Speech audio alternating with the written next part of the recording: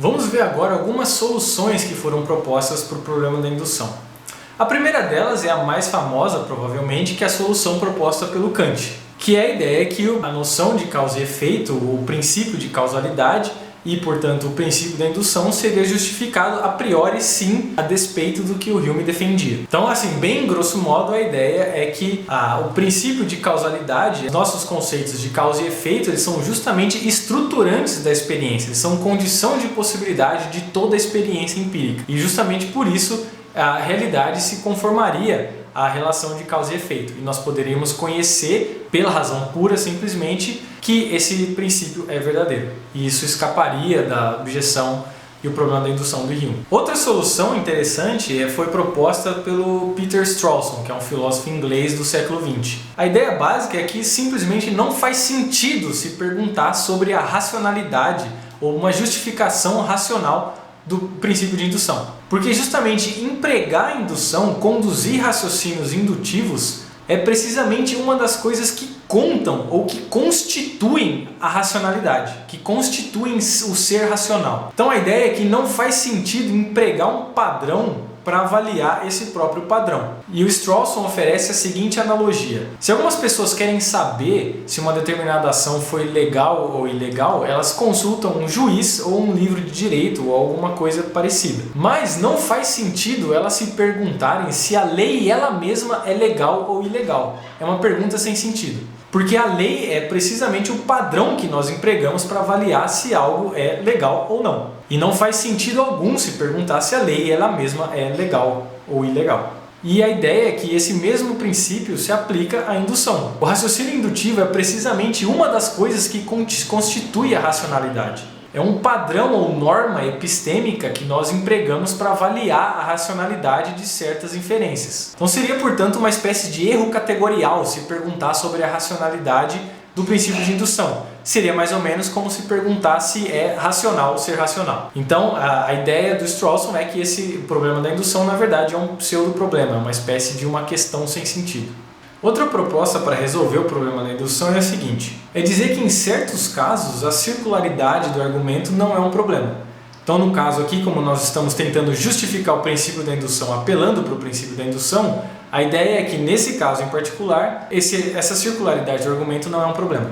E ela não é um problema precisamente porque ela se trata de uma justificativa de um princípio fundamental de raciocínio, de uma forma fundamental de se raciocinar. E porque o princípio de indução é uma forma fundamental de raciocínio, não podemos apelar para nada mais básico do que ela para justificar ela. Então, o máximo que nós podemos esperar é que uma forma fundamental de raciocínio justifique a si mesma. E aqui o interessante é que essa circularidade acontece e afeta até mesmo tentativas de se justificar raciocínios dedutivos, que, como nós vimos, são os mais certos, os mais seguros, nos quais a conclusão se segue necessariamente das premissas. Então, por exemplo, considere o diálogo entre a tartaruga e Aquiles do Lewis Carroll. Nesse caso, o Aquiles está tentando convencer a tartaruga a aceitar o tipo de raciocínio que a gente chama de modus ponens, que é o tipo de raciocínio da seguinte forma: P, se P, então Q, então nós concluímos que Q. Então, no caso, a tartaruga aceita P, ela aceita se P, então Q, mas ela se recusa a extrair a conclusão, a fazer a inferência que P, a concluir que P.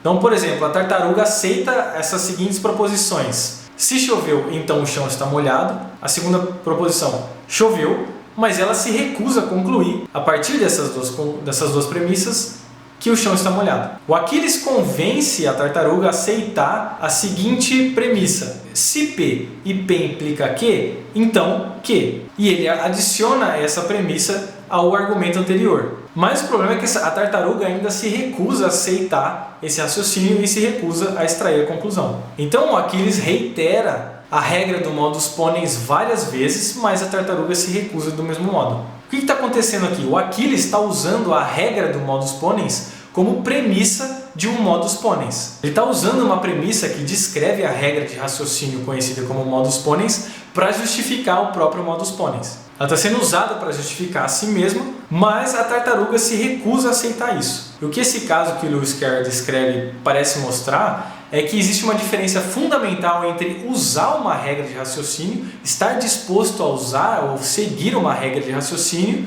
e aceitar uma premissa descrevendo essa regra de raciocínio. Então, nesse caso, o modus ponens não pode ser justificado para ninguém que já não esteja disposto a usar esse modo de raciocínio, essa forma de inferência. E por que isso interessa para o princípio da indução? Se nenhum raciocínio dedutivo pode ser justificado dessa maneira, por que seria diferente com o princípio de indução? Ele também é uma forma de inferência racional e absolutamente fundamental e absolutamente indispensável. Então, se nenhuma forma de raciocínio pode ser justificada de maneira não circular, então o princípio de indução não é ameaçado pela circularidade de um argumento indutivo que tenta justificar o próprio princípio de indução. Uma justificação indutiva do princípio de indução seria aceitável para alguém que já está disposto a seguir os raciocínios indutivos, que já aceita a indução como forma racional de inferência. Mas nós não podemos ter nenhuma pretensão de persuadir ou convencer ou justificar o princípio de indução para alguém que já não esteja disposto a aceitá-lo. Outra tentativa de solucionar o problema da indução é a seguinte: é ver o raciocínio indutivo como uma espécie de inferência conhecida como inferência à melhor explicação, que nós vamos discutir esse tipo de inferência mais à frente no curso. Mas a ideia básica é que a indução seria um caso particular, uma espécie de inferência à melhor explicação. E a inferência à melhor explicação, por sua vez, é um tipo de raciocínio que tem uma justificação. Então, por extensão, o raciocínio indutivo também estaria justificado. Mas nós vamos ver isso com mais calma mais à frente. Outra opção é simplesmente aceitar a conclusão do Hume, ou seja, aceitar que a indução é injustificada, mas argumentar que ela não tem lugar na ciência. Bem grosso modo, a ideia é que a ciência não é baseada fundamentalmente na indução, em raciocínios indutivos, mas sim na dedução. E essa é a tese que nós vamos discutir com mais detalhes nas próximas aulas, que é a tese proposta pelo filósofo Karl Popper. Para o Popper, o cientista faz conjecturas gerais e então tenta falsificar ou refutar essas conjecturas. O ponto objetivo das observações ou experimentos para o Popper não é confirmar uma determinada hipótese, nem servir como base para uma indução, mas sim o objetivo dos experimentos e da observação, segundo Popper, é refutar uma determinada conjectura ou hipótese. Se uma determinada observação não refuta uma conjectura, ela permanece em jogo. Mas se ela é falsificada por alguma observação ou algum experimento, essa hipótese, essa conjectura é descartada. Então, se o Popper está correto, essa imagem de ciência, essa concepção de ciência do método científico proposta pelo Bacon e o que a gente chamou de indutivismo ingênuo está completamente enganado. E é justamente essa proposta do Popper, que foi extremamente influente e continua sendo extremamente influente, que nós vamos discutir com mais detalhes nos próximos vídeos.